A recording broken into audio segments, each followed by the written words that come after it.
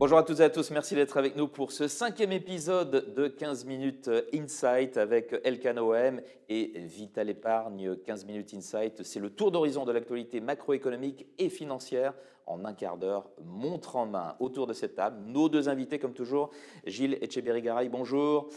Vous êtes le président et directeur des investissements d'Elkann OM et bonjour Igor Demac. Bonjour Vincent. Vous êtes associé dirigeant de Vital Épargne. Merci à tous les deux d'être là pour un 15 minutes Inside largement consacré. C'est l'actualité à la présidentielle américaine et à ses conséquences pour l'économie et les marchés. On va passer les deux premières parties de cette émission sur ce thème-là pour passer en revue les différents scénarios de ce match Trump-Harris au sommet et tenter de voir au-delà quelle couleur pour les deux chambres du Congrès et quel impact sur les politiques fiscales, commerciales des États-Unis. Et puis dans la troisième partie de cette émission, on n'oubliera pas le reste du monde. Que se passe-t-il par exemple en Europe qui est à la peine pendant ce temps-là et en Chine, la Chine qui tente de se relancer. Voilà pour le sommaire 15 minutes Insight, c'est parti.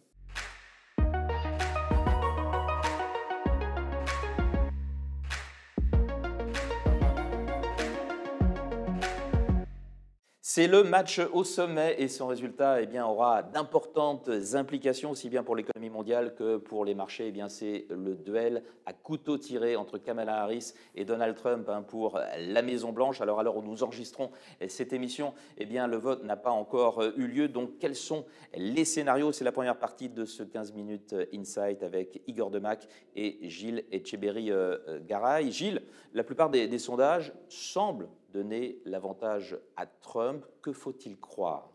Alors, il y a deux niveaux. Les plus bas sondages, il se trouve que maintenant, il y a des sondages très orientés qui viennent polluer un peu le mix. Si on regarde ce à quoi on peut se rapprocher, et il n'y a pas grand-chose, je dirais que...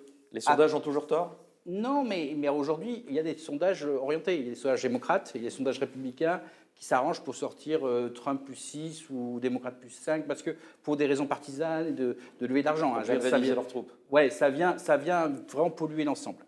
Si on regarde les sondages qui ont l'air le plus sérieux, je dirais qu'on peut dire aujourd'hui que Kamala Harris va probablement gagner le vote populaire. Ah, vous dites Oui, le vote populaire. Attention. D'accord, mais ce n'est pas forcément la victoire. Son avance est autour de plus 2, plus 3%, qui correspond à l'avance où c'est la limite, c'est-à-dire que les démocrates doivent gagner le scrutin populaire d'environ 3% pour être sûr de gagner, puisque la déformation géographique est favorable aux républicains. Et donc, Kamala Harris est vraiment à la limite de là où la déformation géographique l'emporte. C'est ce qui s'était passé en 2016. Clinton avait gagné de 3% et avait perdu 3 États majeurs de moins de 100 000 voix. Donc, on est exactement dans le même scénario. Donc ça, c'est voilà où on en est à peu près. Sachant que la Pennsylvanie, on a, semble-t-il, légèrement l'avantage pour les démocrates, mais c'est pas complètement fait, clairement. L'autre point, c'est que eux, les marchés, ont plutôt tranché. Et on voit que les valeurs Trump, on pourra y venir, ont plutôt le vent en poupe. Le Trump Trade. Le Trump Trade a plutôt le vent en poupe. Donc aujourd'hui, ce petit graphique qu'on voit sur Bloomberg. Voilà. Bloomberg. Moi, je dirais qu'aujourd'hui, si on regarde, les sondages donnent un très léger avantage à Kamala Harris, mais qui peut être balayé le jour du vote. Le marché a choisi, pense Trump. Ça jouait très peu, Igor? Oui, je crois que les sondages n'ont pas toujours tort, ils ont plutôt toujours raison, mais pour un bon sondage, il faut avoir un bon échantillon statistique. Je pense que là, avec la différence du collège populaire puis le collège de grands électeurs, c'est plus complexe, mais on est dans la marge d'erreur. Donc en fait, je pense que ça peut pencher dans un sens comme dans l'autre. On voit bien les marchés ont penché dans un sens, les sondages peuvent donner un avantage, mais ça sera très serré. Et en fait, le scénario qui est probablement plus défavorable, c'est un résultat contesté.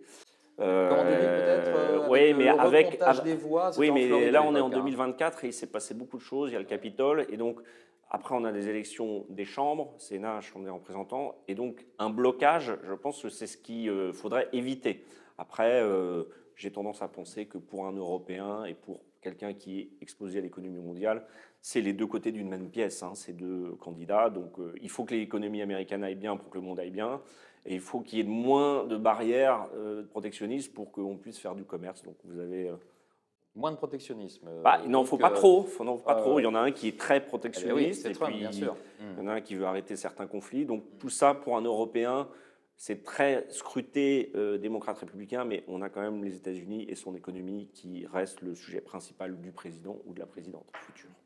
Que dire de plus sur les scénarios avant de je voir veux dire, un petit peu plus loin, parce que l'enjeu, c'est le Congrès. Hein, tout à fait. Je veux dire, un politique. train peut cacher un autre, et effectivement, ces élections sont générales, il y a aussi des élections pour la Chambre des représentants, et ça sera l'ensemble du ticket qui va déterminer l'évolution des marchés au lendemain du 4, 5, 6 novembre, et même plus, effectivement, si on a des problèmes de comptage. Et effectivement, je suis d'accord avec Igor, ce ne sera pas la Floride et le duel judiciaire de 2000 qui a été très civil entre Al Gore à l'époque et Bush. Là, ça risque d'être un peu plus violent. Pour teaser un petit peu la suite, les deux chambres du Congrès, c'est la Chambre des représentants, qui est républicaine pour l'instant. Oui. Et quoi, il manque un parlementaire au Sénat. Des deux côtés. Il y a les républicains ont 2 voix d'avance aux représentants et une voix de retard au Sénat. Et les sondages disent a priori le Sénat est plus favorable aux républicains, mais la Chambre des représentants pourrait rebasculer démocrate.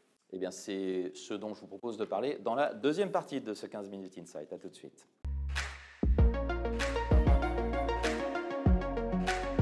La présidentielle américaine et ses enjeux cachés. Et si le plus important dans tout cela, au-delà bien entendu du duel entre Trump et Harris, eh bien, c'était la couleur politique du Congrès, des deux chambres. C'est la deuxième partie de ce 15 minutes Insight, toujours avec Gilles Etcheberry-Garay et Igor Demac. Je rappelle qu'à l'heure où nous enregistrons, le vote n'a pas encore eu lieu, mais on peut tenter d'imaginer ce qu'il en ressortira à la fois à la Chambre des représentants et au Sénat. Igor, pour l'instant, c'est les républicains qui ont l'avantage à la Chambre des représentants et les démocrates au Sénat. Ça joue à une voix près. Quels sont les scénarios possibles là pour les scénarios, c'est que les sondages donnent plutôt l'inverse, c'est-à-dire que les républicains gagneraient le Sénat et éventuellement perdraient la Chambre des représentants. Mais ce qui est plus intéressant, c'est de coupler cette réflexion avec la présidence, puisqu'en fait, un président des États-Unis a assez peu de pouvoir. Donc quand il a une chambre ou une des chambres, notamment le Sénat, mais contre lui, on l'avait vu aussi dans le cas de Barack Obama, c'est très difficile d'appliquer sa politique. Il peut lancer quand même de grands programmes de relance, comme l'avait fait Biden. Et après, ça se joue sur le patriotisme. Oui, ça se joue sur le plafond de la dette, mais on sait qu'il va y avoir du budget. On sait qu'il va y avoir du déficit. Il ne sera pas composé de la même façon. Dans un cas, les démocrates. Si c'est Trump. Pas Trump, ça sera baisse d'impôts, donc évidemment déficit. Puis ça sera comblé par éventuellement plus de taxes à l'importation, mais ça ne compense jamais vraiment. Et puis dans le cas des démocrates, c'est plus de dépenses sociales.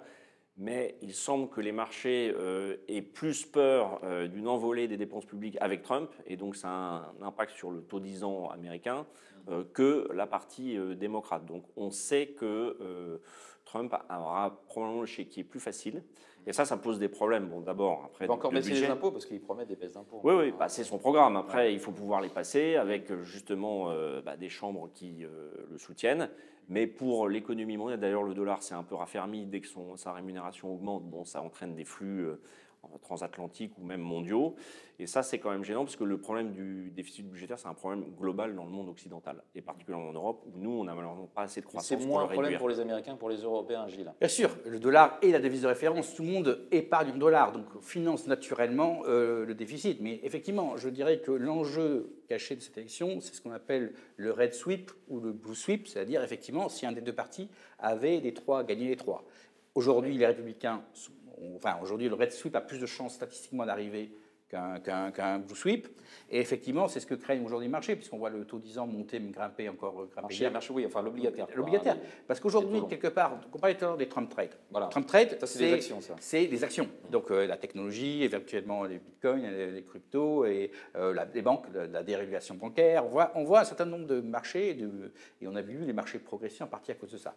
Le revers de la pièce, c'est effectivement la dérégulation, c'est la baisse des impôts, et poursuivre la baisse des impôts, et donc l'augmentation assez importante d'un déficit qui est déjà à 7%. En France, on se plaint à 6%, mais l'effet effectivement de fait d'être devise de référence, c'est qu'ils peuvent avoir 700 problèmes.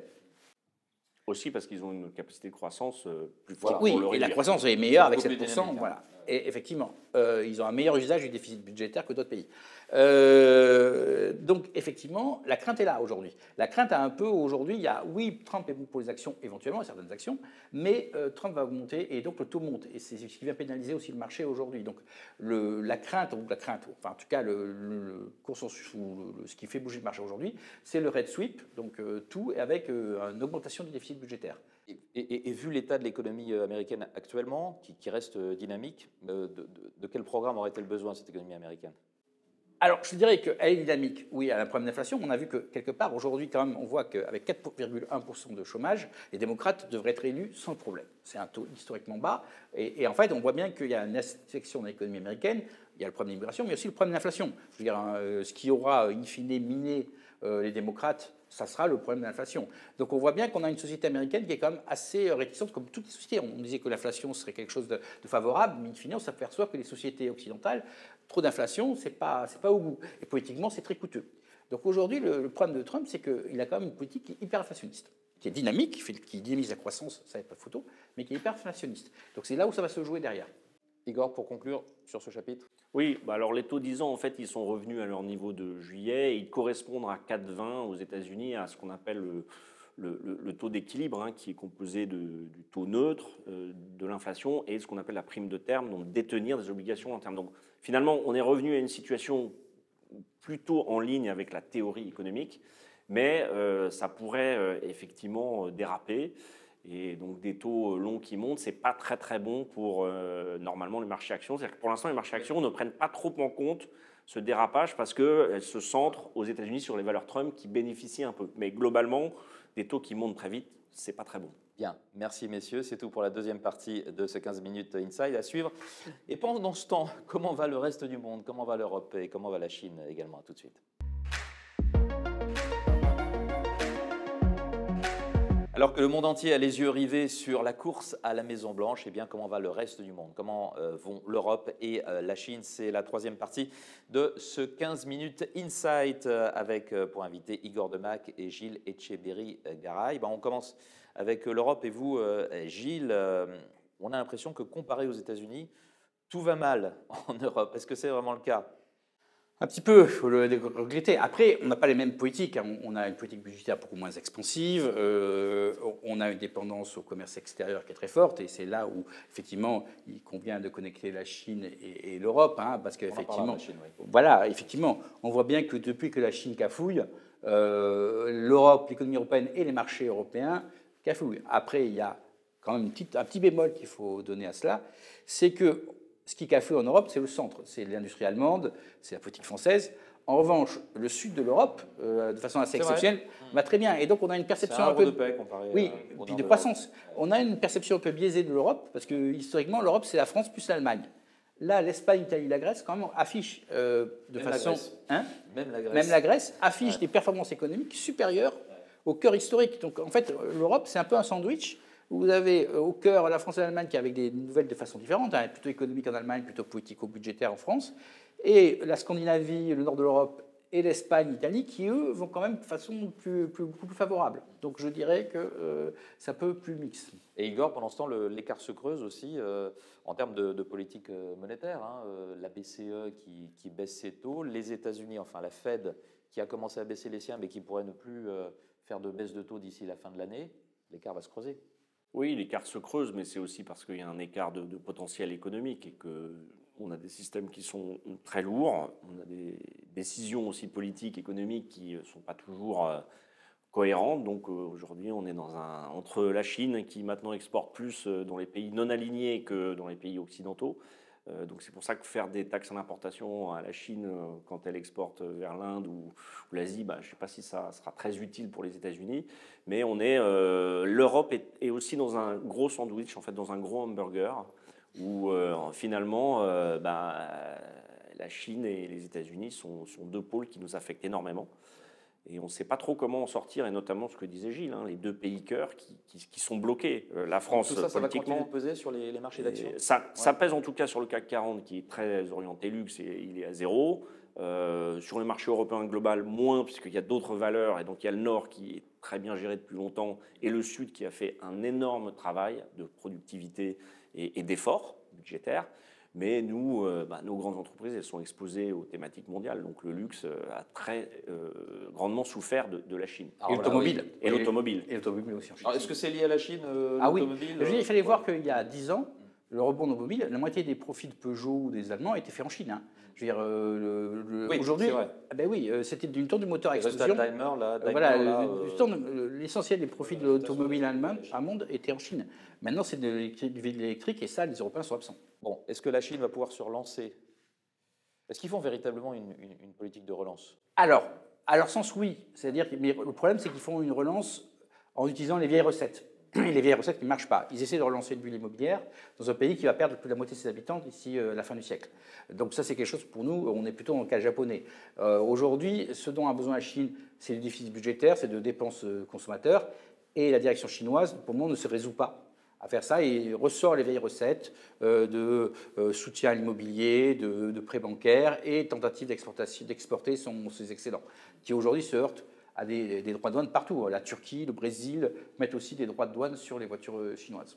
Bon, donc la Chine sera plus, vous allez me dire, ça l'est plus véritablement depuis quelques années maintenant, mais non, parce que le mirage chinois de l'économie mondiale. Voilà, de l'économie mondiale. Moi, j'avais fait l'analyse suivante avec les tigres asiatiques. À l'époque, ils avaient des croissances quand la Corée, dans les années 90. Et puis, on disait, ils vont avoir des croissances de 7, 8, 10%. Et en fait, comme au Japon d'ailleurs, ça s'est tassé. Tout ça, ça se tasse. Il y a le vieillissement qui joue. Et en fait, la Chine n'aura plus de croissance entre 5 et 10 pendant les 10. Ils sont en train de devenir comme 15. nous.